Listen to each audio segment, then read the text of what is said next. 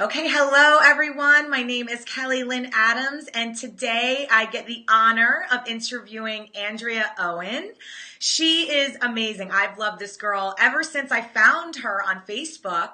Andrea, hello, welcome. Hi, thank you, So, thank you. Hello, yeah, everyone. I'm so happy to have you. And for those viewers that don't know Andrea, I'm going to read her bio, but basically, she's a certified professional coactive coach from the Coaches Training Institute.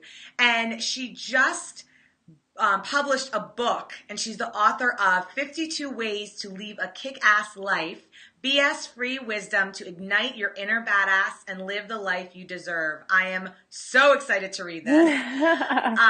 She holds a Bachelor of Science from California State University in kinesiology, specializing in health science, as well as personal training certificate that she got from American Council on Exercise since 2005. And she basically has facilitated many workshops for girls hosted by Dove's Campaign for Real Beauty and is an active member on the Actionist community led by Jessica Weiner, a special agret of women whose efforts inspire and empower women and girls to live confidently and change the world around them. I love that. Yay. And she's done a lot of volunteer work for Special Olympics, Best Buddies, and RAD's Children's Hospital. So Andrea, again, welcome, and thank you Oh, so much thank for you. taking the Of time out of your schedule to be with us. course, thank you. So your new book, I really want to talk about the book, and everyone should get a copy, 52 Ways to Live a Kick-Ass Life. I really want to basically talk about what inspired you to write this book. Well, two things really, and one was that I had wanted to do it since I was a little kid. I grew up a voracious reader, and I always thought it would be like the coolest thing ever to write a book, and that was part of it. But really, about 7 or 8 years ago, I had a life changing experience. My husband had an affair with our neighbor and got her pregnant right when we were thinking about conceiving our first child. So I got divorced, obviously, and then right after that, got into another really bad relationship, and that's really what changed my life. And I sort of got drop kicked into the world, and it was my invitation to start over. It was my invitation to create what I wanted, and I had never worked on myself up until then. I relied on everyone else to make me happy. I blamed my circumstances for any unhappiness or unfulfillment that I had and thought it was everyone else's fault and responsibility for me. So it was really about taking radical responsibility for my life. And that's years later what spawned the book.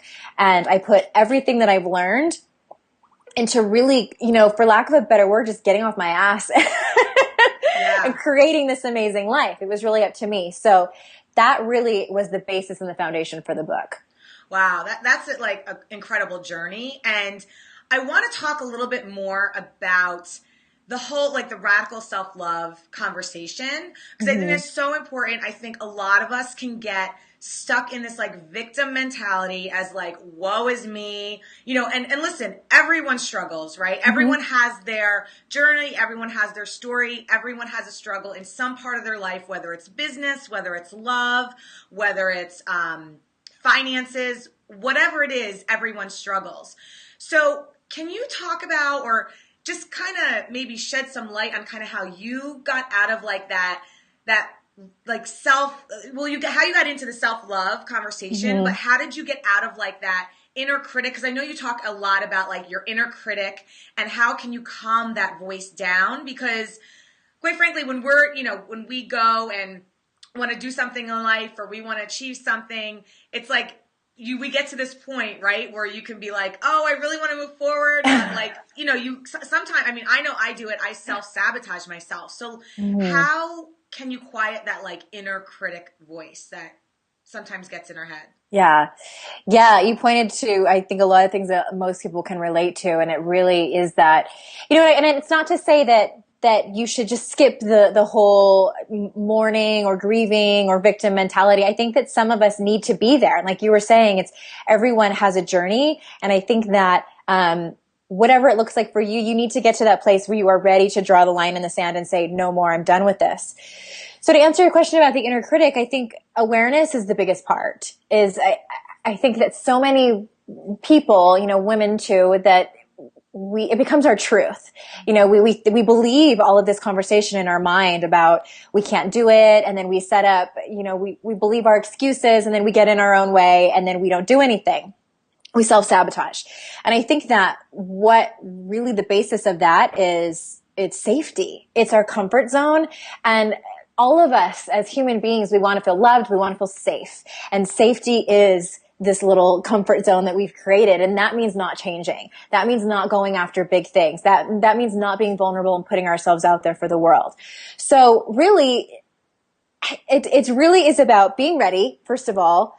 And if you're not, you're just not. And then I do like to kind of, wink, wink, call you out on that.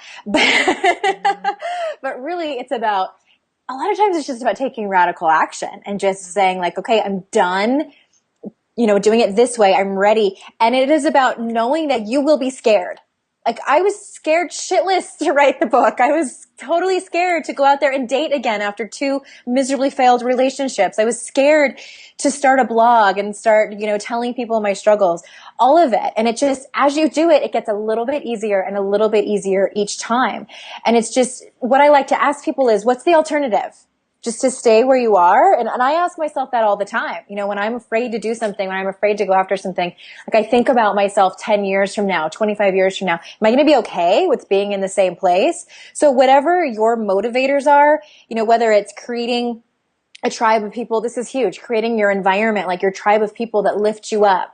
Is it about, like self-love? Like, I think that everybody needs to figure out, like, for lack of a better word, what your muse is, what motivates you the most to get out of that comfort zone. And it takes kind of trying different things to figure it out.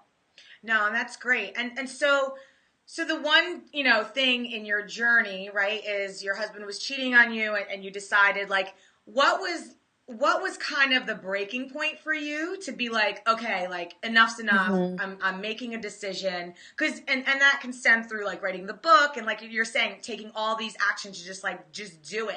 But Yeah. is there any kind of, through all of your, events, like your husband Crap. cheating on you, yeah, all your crap, you writing the book, like, all these instrumental events, is there something that, did you just come to a breaking point, or, like, can you describe what that was, or how people can get there? Or do you think it's everyone's own personal journey? It is everyone, and not everybody has to have a life-changing experience like I did in order to Yeah. change their life. It looks different for everyone.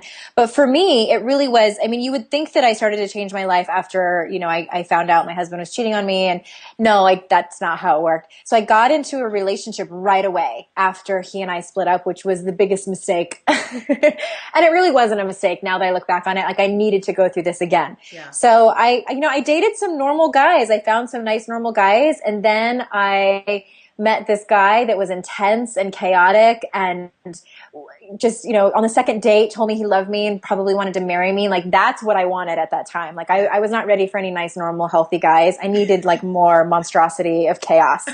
So I dated this guy, and we fell in love.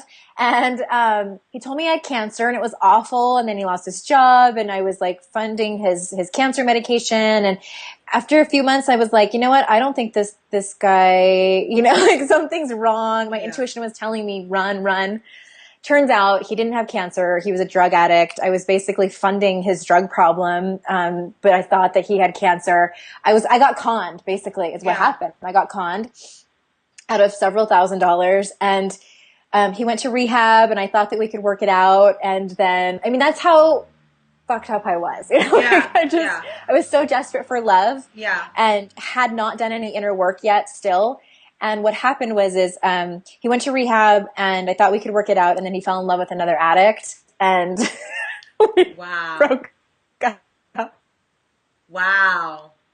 So literally on the floor, out of the lease of my apartment that I loved with one of my really good friends, and quit my job because he and I were going to move and live happily ever after.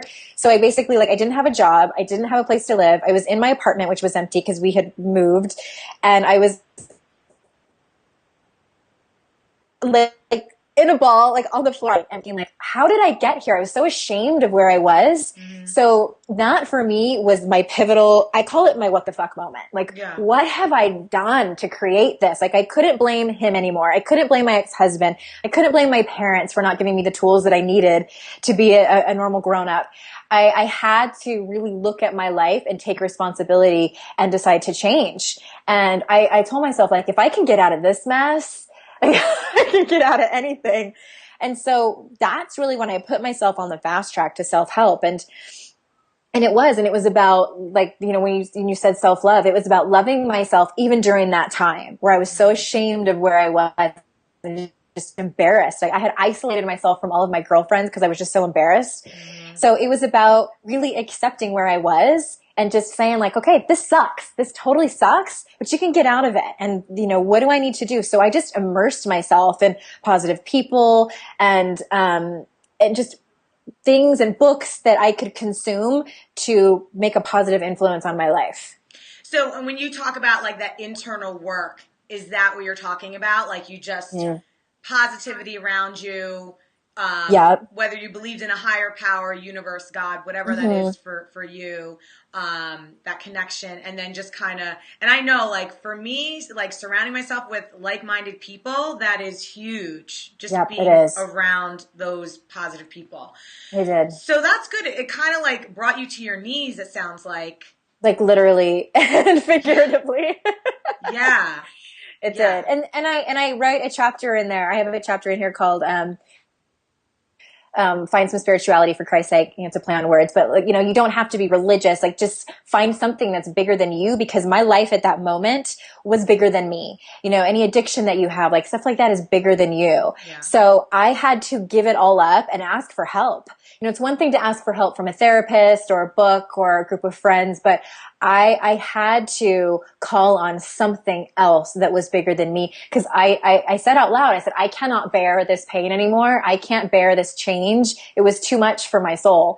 So that was really, that's another thing that happened when I was down on my knees crying and, asked for help and it wasn't like lightning struck and the sea parted or anything like that. But it was like little by little, there was a peace over me that sort of pointed me into the right direction. And I truly, truly believe that it was a divine intervention that helped me get through it. Mm-hmm.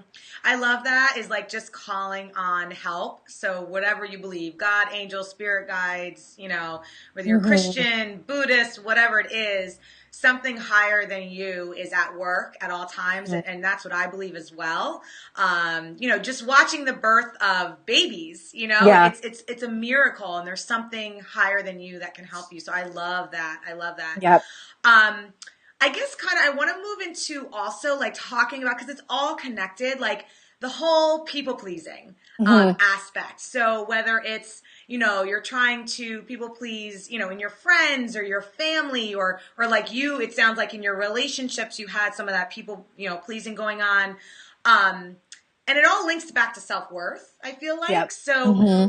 can you just talk about, you know, your ways with people pleasing, and like how did you overcome that, or how can we take like baby steps? Because Mm-hmm. I know even with like a lot of my entrepreneurs that I work with, you know, they always have a question of how much should I charge, and the whole pricing conversation comes up, and it's all because they're afraid, or they don't want to lose clients that they're you know, that are interested in working with them, or and it Mm-hmm. all links back to self-worth. But the whole people pleasing and self-worth conversation, I feel, is like huge for a lot of people. Yeah. In general, it really is. And that, and whether you're a business owner or not, I think especially for women, a lot of us grow up with it, and our culture has told us, you know, better to be seen and not heard.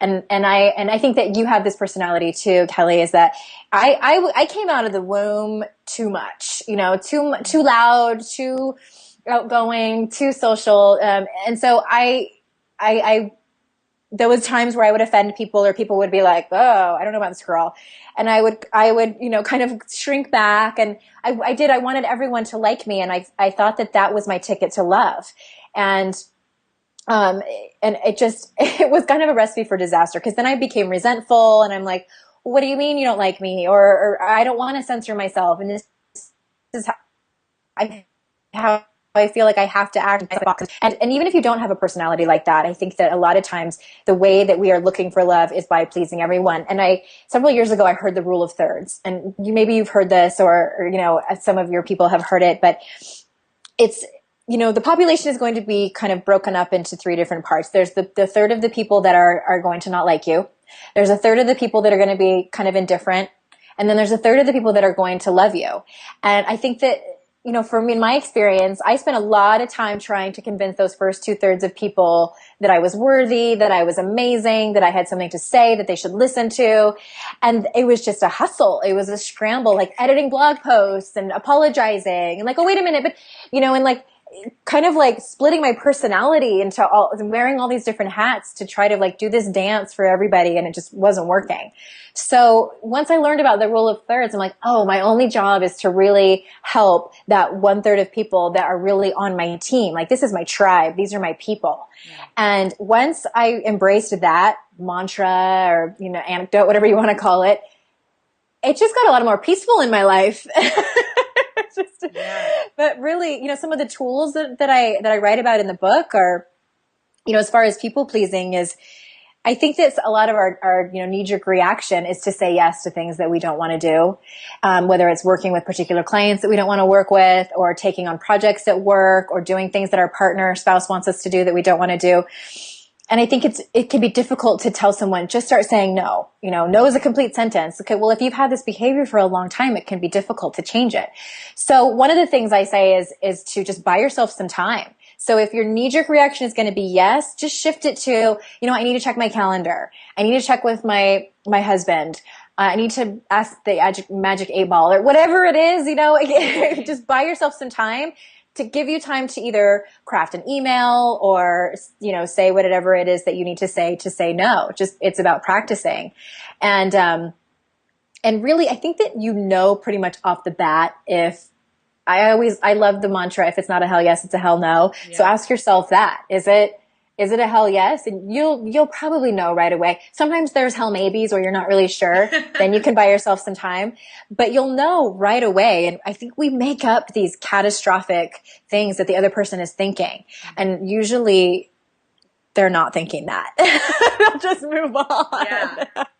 Yeah, I love that you say that, because it's like, oh, like, what are they thinking? Or, whenever they're not going to like me. Exactly. And like, all we want to be is, like you said, loved and seen and heard. And it's like, oh, like, what if I say something wrong? Or what if, and I love that you say, like, buy yourself time, because I feel like that's another, like, whole creating boundaries for yourself. Because I feel like as women, we just say yes, yes, yes, because we want to people please. But like, at sometimes we have to create boundaries. And if it's not serving us, or if it's not, you don't want to be scrambling. I know in the beginning of my business, I was doing everything for everybody, and I was wearing myself down, So it's like, I love when you say, like, oh, take a minute and just say, well, can I get back to you? Or kind of not use an excuse, but use kind of like, can I check my calendar? Because we all have to check our calendar. Right. And I like that, because that's like just setting boundaries. I love that. Yeah.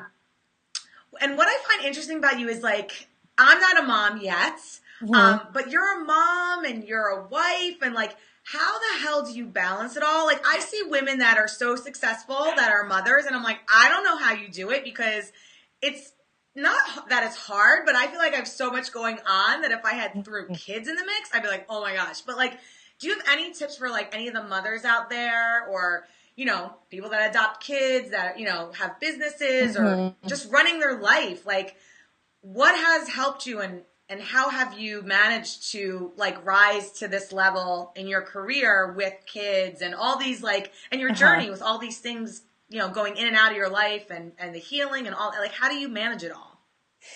Lots and lots of methamphetamines. No. Always wanted to say that. No, it's tough. Like, I won't lie. I have moments where I envy, my colleagues like you that don't have children. And I'm just like, oh, I'm in a mastermind group, and of 5 of us, and I'm the only mom, and I'm like, oh my God.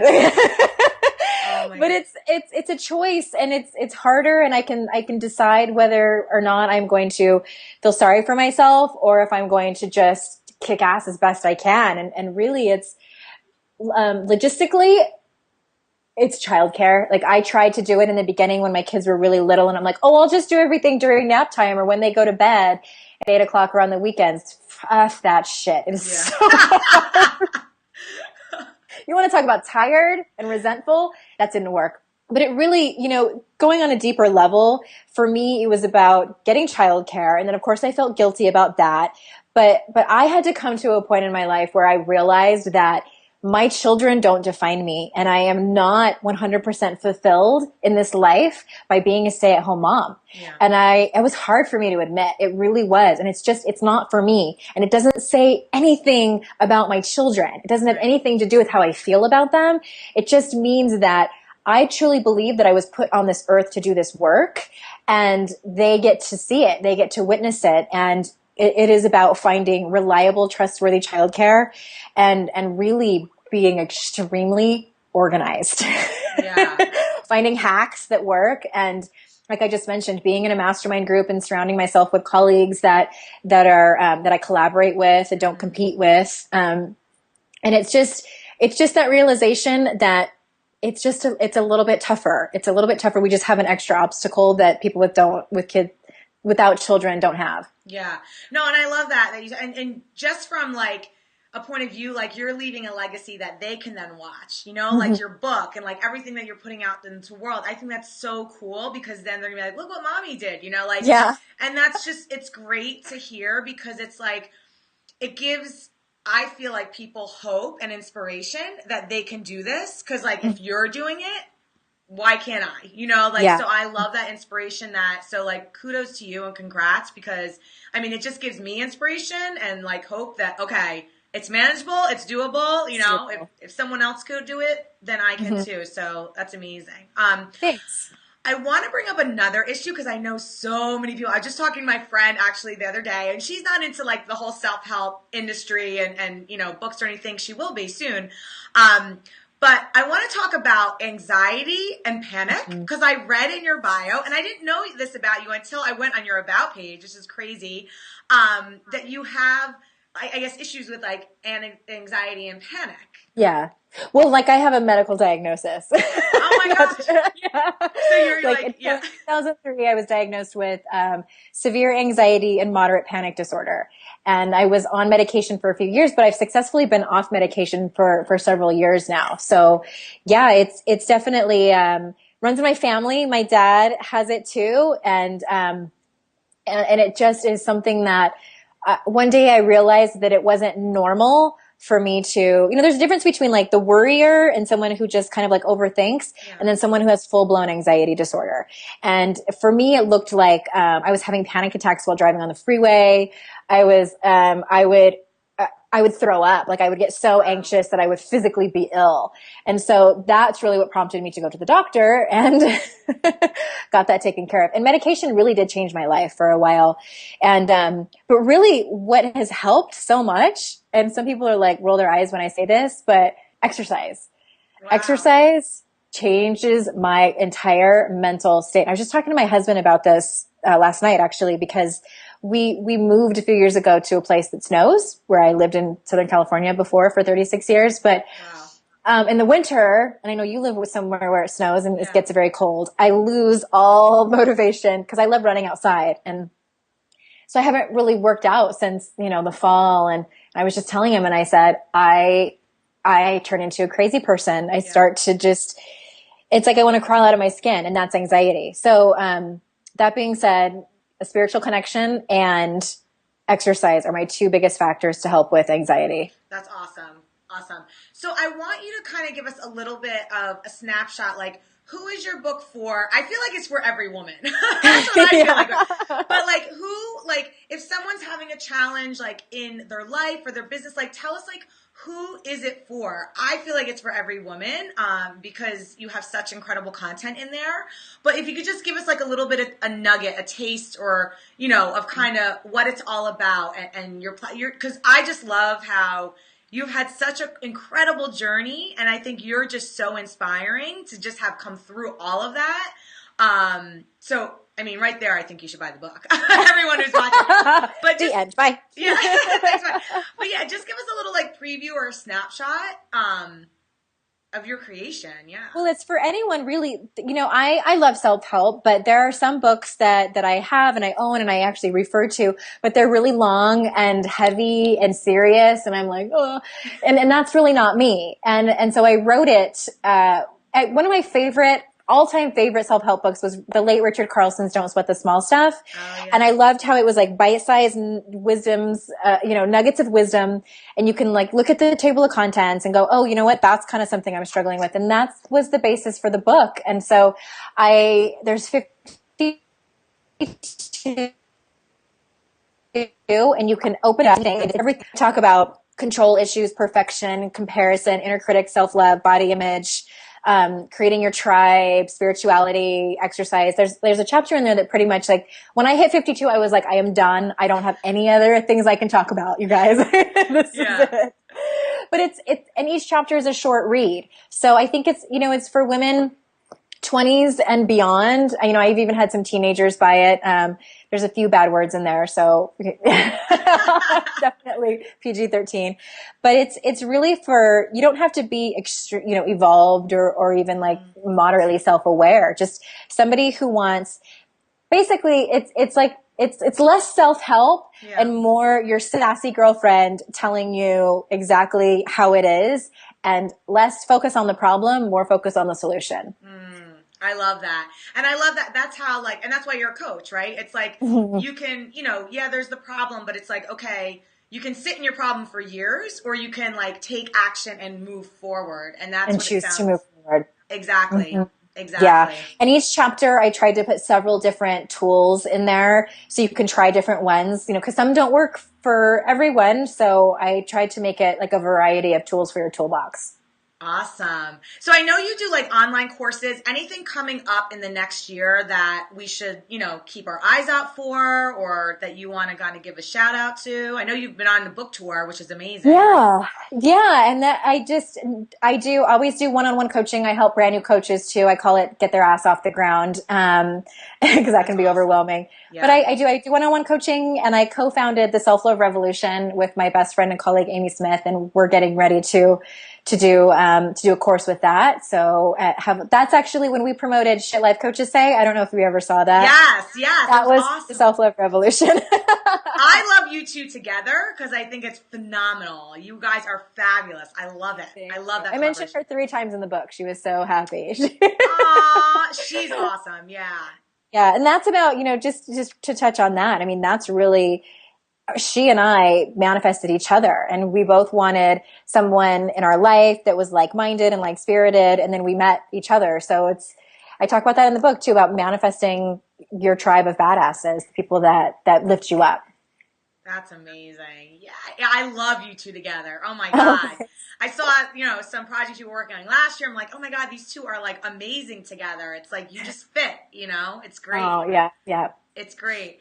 So Andrea, oh my gosh, thank you so much. I feel like you've given so much of yourself and the nuggets of information. And I feel like people, even if you're not in business, anything, you need to get this book. What I like about it, like you said, it's in bits and pieces. It's not this intense read. You have to sit down for 5 hours and read. It's amazing. So people, get the book. Check out Andrea if you do not know who she is. She's amazing. And Andrea, thank you so much. I am so proud of you for this book. I know how much hard work it takes to write a book, and it is just beautiful from the cover to the inside to the back cover. Thank you so much. I'm so thrilled to be here, and I hope I could give somebody a little takeaway from our talk together. Awesome. All right. Thank you so much, Andrea. And bye, guys. Bye.